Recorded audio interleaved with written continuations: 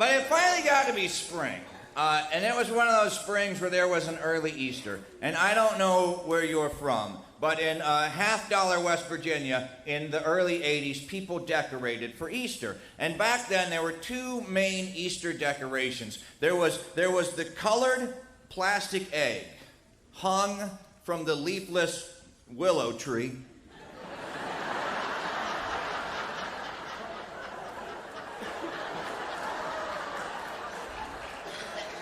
By, like fishing line. So it looked like some mystical bird had flown by and lain these floating eggs.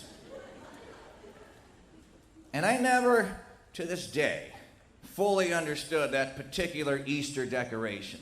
Like I had never looked at one of those trees with the eggs and thought to myself, Jesus.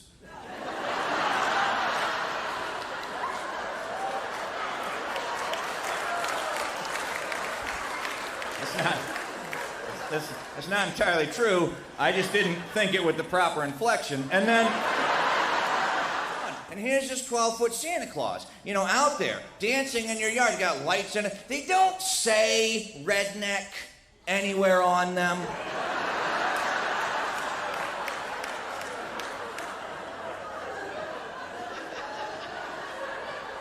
But let's just be honest with ourselves.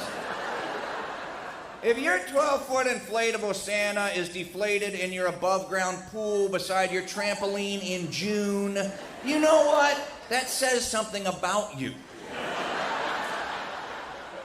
So anyway, here's like this 12-foot inflatable Santa out there dancing in your yard, and then the sun comes up in the morning, and click, the sensor turns the fan off, and the Santa deflates, and then he's just laying there. So I'm driving around town one morning with my two small children in the back seat, and we drive by this yard, and here's this 12-foot Santa Claus just laying across the yard. Looks like he got hit by a steamroller. And my kids are in the back seat, and they're freaking out. They're like, Santa's dead! Santa's dead! Santa's dead! And I'm a good dad. I don't want them to think that. So I'm like, I think quickly. And I'm like, Santa's not dead. Santa will come back to life when the sun goes down.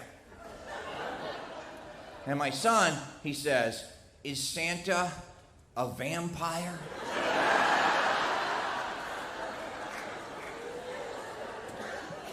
And I'm a good dad.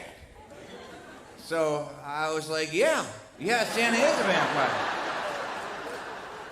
And I'll tell you what, nothing works better on Christmas Eve, getting your kids to bed. You might just, I don't know.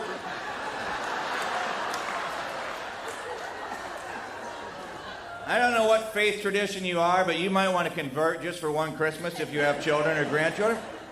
Because you put them in bed on Christmas Eve, and you read them a story, and you're like, the Grinch stole Christmas, heart, do. And then you say a prayer, and then you're like, good night, and you give them a kiss, and you say, well, you pull out a clove of garlic. And you make a big circle around their bed. And you say, don't get out of bed. Santa is coming.